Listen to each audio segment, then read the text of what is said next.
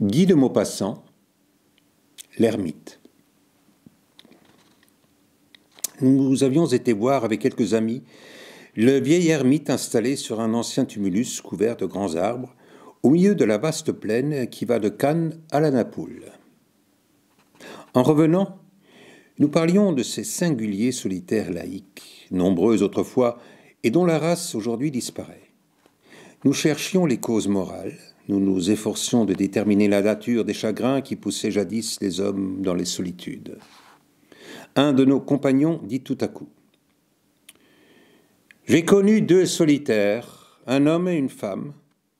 La femme doit être encore vivante.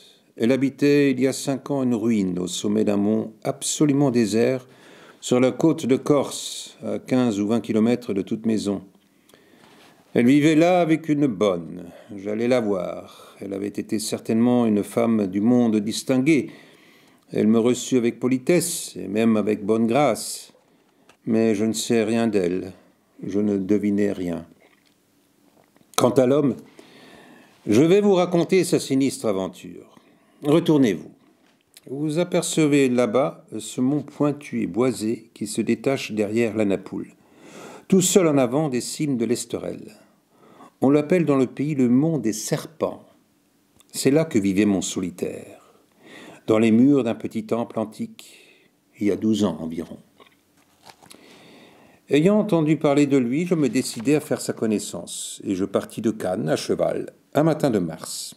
Laissant ma bête à l'auberge de la Napoule, je me mis à gravir à pied ce singulier cône, haut peut-être de 150 ou 200 mètres, et couvert de plantes aromatiques, de cystes surtout, dont l'odeur est si vive et si pénétrante qu'elle trouble et cause un malaise.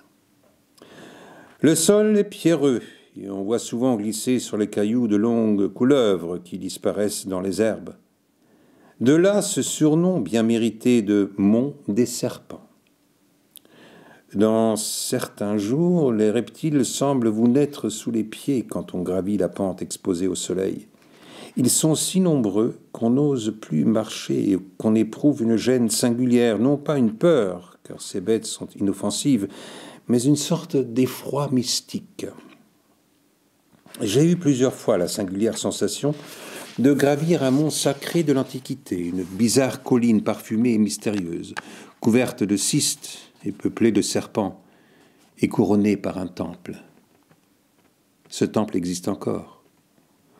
On m'a affirmé du moins que ce fut un temple, car je n'ai point cherché à en savoir davantage pour ne pas gâter mes émotions. Donc, j'y grimpais. Un matin de mars, sous prétexte d'admirer le pays. En parvenant au sommet, j'aperçus en effet des murs et, assis sur une pierre, un homme. Il n'avait guère plus de 45 ans, bien que ses cheveux fussent tout blancs, mais sa barbe était presque noire encore. Il caressait un chat roulé sur ses genoux et ne semblait point prendre garde de moi.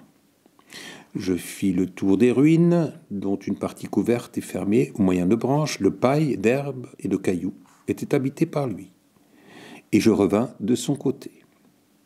La vue de là est admirable. C'est à droite l'Esterel au sommet pointu, étrangement découpé, puis la mer démesurée s'allongeant jusqu'aux côtes lointaines de l'Italie, avec ses caps nombreux et en face de Cannes les îles de l'Airain, vertes et plates, qui semblent flotter, et dont la dernière présente vers le large un haut et vieux château fort à tours crénelées, bâti dans les flots mêmes. Puis, dominant la côte verte, où l'on voit pareil, d'aussi loin, à des œufs innombrables pondus au bord du rivage, le long chapelet de villas et de villes blanches bâties dans les arbres s'élèvent les Alpes, dont les sommets sont encore encapuchonnés de neige. Je murmurai : « Christi, c'est beau !» L'homme leva la tête et me dit : « Oui, mais quand on voit ça toute la journée, c'est monotone. » Donc, il parlait. Il causait, et il s'ennuyait, mon solitaire. Je le tenais. Je ne restai pas longtemps ce jour-là et je m'efforçai seulement de découvrir la couleur de sa misanthropie. Il me fit surtout l'effet d'un être fatigué des autres, las de tout, irrémédiablement désillusionné et dégoûté de lui-même comme du reste. Je le quittai après une demi-heure d'entretien, mais je revins 8 jours plus tard, et encore une fois la semaine suivante, puis toutes les semaines, si bien qu'avant 2 mois, nous étions amis. Or, un soir de la fin de mai, je jugeai le moment venu, et j'emportai des provisions pour dîner avec lui sur le mont des Serpents. C'était un de ces soirs du midi si odorants dans ce pays où l'on cultive les fleurs comme le blé dans le nord, dans ce pays où l'on fabrique presque toutes les essences qui parfumeront la chair et les robes des femmes, un de ces soirs où les souffles des orangers innombrables dont sont plantés les jardins et tous les replis des vallons troublent et alanguissent à faire rêver d'amour les vieillards. Mon solitaire m'accueillit avec une joie visible. Il consentit volontiers à partager mon dîner. Je lui fis boire un peu de vin dont il avait perdu l'habitude. Il s'anima et se mit à parler de sa vie passée. Il avait toujours habité Paris et vécu en garçon joyeux, me semble-t-il. Je lui demandai brusquement « Quelle drôle d'idée vous avez eue de venir vous percher sur ce sommet ?» Il répondit aussitôt « Ah, c'est que j'ai reçu la plus rude secousse que puisse recevoir un homme. Et pourquoi vous cachez ce malheur? Il vous fera me plaindre peut-être. Et puis, je ne l'ai dit jamais à personne, jamais. Et je voudrais savoir, une fois, ce qu'en pense un autre, et comment il le juge. Né à Paris, élevé à Paris, je grandis, je vécus dans cette ville. Mes parents m'avaient laissé quelques milliers de francs de rente et j'obtins par protection une place modeste et tranquille qui me faisait riche pour un garçon. J'avais mené dès mon adolescence une vie de garçon, vous savez ce que c'est, libre et sans famille, et résolu à ne point prendre de femme légitime, je passais tantôt 3 mois avec l'une, tantôt 6 mois avec l'autre, puis 1 an sans compagne, en butinant sur la masse des filles à prendre ou à vendre. Cette existence médiocre et banale, si vous voulez, me convenait. Satisfait mes goûts naturels de changement et de palauderie. Je vivais sur le boulevard, dans les théâtres et dans les cafés, toujours dehors, presque sans domicile, bien que proprement logé. J'étais un de ces milliers d'êtres qui se laissent flotter comme des bouchons dans la vie, pour qui les murs de Paris sont les murs du monde, et qui n'ont souci de rien, n'ayant de passion pour rien. J'étais ce qu'on appelle un bon garçon, sans qualité et sans défaut, voilà. Et je me juge exactement.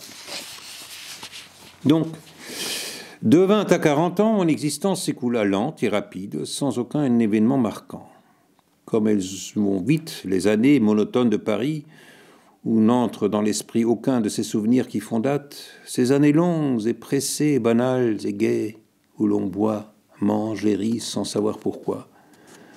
Les lèvres tendues vers tout ce qui se goûte et tout ce qui s'embrasse, sans avoir envie de rien. On était jeune. On est vieux sans avoir rien fait de ce que font les autres, sans aucune attache, aucune racine, aucun lien, presque sans amis, sans parents, sans femme, sans enfants. Donc, j'atteignis doucement et vivement la quarantaine. Et pour fêter cet anniversaire, je m'offris à moi tout seul un bon dîner dans un grand café. J'étais un solitaire dans le monde. Je jugeais plaisant de célébrer cette date en solitaire. Après dîner, j'hésitais sur ce que je ferais. J'eus envie d'entrer dans un théâtre. Et puis, l'idée me vint d'aller en pèlerinage au quartier latin, où j'avais fait mon droit jadis. Je traversai donc Paris et j'entrai sans préméditation dans une de ces brasseries où l'on est servi par des filles. Celle qui prenait soin de ma table était toute jeune, jolie et rieuse. Je lui offris une consommation qu'elle accepta tout de suite. Elle s'assit en face de moi et me regarda de son œil exercé sans savoir à quel genre de mal elle avait affaire. C'était une blonde, plutôt une blondine, une fraîche, toute fraîche créature qu'on devinait rose et potelée sous l'étoffe gonflée du corsage. Je lui dis les choses galantes et bêtes qu'on dit toujours à ces êtres-là, et comme elle était vraiment charmante, l'idée me vint soudain de l'emmener, toujours pour fêter ma quarantaine. Ce ne fut ni long ni difficile, elle se trouvait libre. Depuis 15 jours, me dit-elle. Et elle accepta d'abord de venir souper aux Halles quand son service serait fini. Comme je craignais qu'elle ne me fausse sa compagnie, on ne sait jamais ce qui peut arriver, ni qui peut entrer dans ces brasseries, ni le vent qui souffle dans une tête de femme, je demeurai là, toute la soirée, à l'attendre. J'étais libre aussi, moi, depuis un mois ou deux, et je me demandais, en regardant aller de table en table cette mignonne débutante de l'amour, si je ne ferais pas bien de passer bail avec elle pour quelque temps. Je vous conte là une de ces vulgaires aventures quotidiennes de la vie des hommes à Paris. Pardonnez-moi ces détails grossiers. Ceux qui n'ont pas aimé poétiquement prennent et choisissent les femmes comme on choisit une côtelette à la boucherie sans s'occuper d'autre chose que de la qualité de leur chair. Donc je l'emmenai chez elle, car j'ai le respect de mes draps. C'était un petit logis d'ouvrière, au 5e, propre et pauvre, et j'y passais 2 heures charmantes. Elle avait, cette petite, une grâce et une gentillesse rares. Comme j'allais partir, je m'avançai vers la cheminée afin d'y déposer le cadeau réglementaire, après avoir pris jour pour une seconde entrevue avec la fillette qui demeurait au lit. Je vis vaguement une pendule sous globe, 2 vases de fleurs et 2 photographies, dont l'une, très ancienne, une de ces épreuves sur verre appelées daguerréotypes. Je me penchai par hasard vers ce portrait et je demeurai interdit, trop surpris pour comprendre. C'était le mien, le premier de mes portraits que j'avais fait faire autrefois quand j'y vivais en étudiant au quartier latin. Je le saisis brusquement pour l'examiner de plus près. Je ne me trompais point. Et j'eus envie de rire, tant la chose me parut inattendue et drôle. Je demandai « Qu'est-ce que c'est que ce monsieur-là » Elle répondit « C'est mon père que je n'ai pas connu. Maman me l'a laissé en me disant de le garder, que ça me servirait peut-être un jour. » Elle hésita, se mit à rire et reprit « Je ne sais pas à quoi, par exemple. Je ne pense pas qu'il vienne me reconnaître. » Mon cœur battait, précipité comme le galop d'un cheval emporté. Je remis l'image à plat sur la cheminée. Je posai dessus, sans même savoir ce que je faisais, 2 billets de 100 francs que j'avais en poche. Et je me sauvai en criant « À bientôt, au revoir, ma chérie, au revoir !» J'entendis qu'elle répondait « À mardi !» J'étais dans l'escalier obscur que je descendis à tâtons. Lorsque je sortis dehors, je m'aperçus qu'il pleuvait, et je partis à grands pas, par une rue quelconque. J'allais devant moi, affolé, éperdu, cherchant à me souvenir. Était-ce possible ? Oui, je me rappelais soudain une fille qui m'avait écrit 1 mois environ après notre rupture qu'elle était enceinte de moi. J'avais déchiré ou brûlé la lettre et oublié cela. J'aurais dû regarder la photographie de la femme sur la cheminée de la petite, mais l'aurais-je reconnue ? C'était la photographie d'une vieille femme, me semblait-il. J'atteignis le quai. Je vis un banc et je m'assis. Il pleuvait. Des gens passaient de temps en temps sous des parapluies. La vie m'apparut odieuse et révoltante, pleine de misère, de honte, d'infamie voulue ou inconsciente. Ma fille. Je venais peut-être de posséder ma fille. Et Paris, ce grand Paris sombre, morne, boueux, triste, noir, avec toutes ces maisons fermées, était plein de choses pareilles, d'adultère, d'inceste, d'enfants violés. Je me rappelais ce qu'on disait des ponts hantés par des vicieux infâmes. J'avais fait sans le vouloir, sans le savoir, pis que ces êtres ignobles. J'étais entré dans la couche de ma fille. Je faillis me jeter à l'eau. J'étais fou. J'errais jusqu'à ce jour, puis je revins chez moi pour réfléchir. Je fis alors ce qui me parut le plus sage. Je priai un notaire d'appeler cette petite et de lui demander dans quelles conditions sa mère lui avait remis le portrait de celui qu'elle supposait être son père, me disant chargé de ce soin par un ami. Le notaire exécuta mes ordres. C'est à son lit de mort que cette femme avait désigné le père de sa fille et devant un prêtre qu'on me nomma.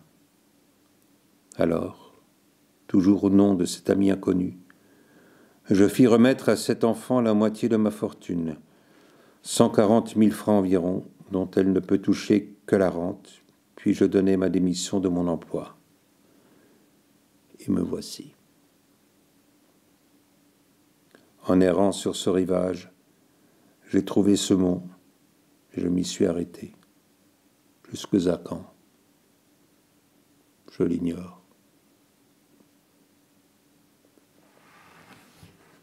Que pensez-vous de moi et de ce que j'ai fait?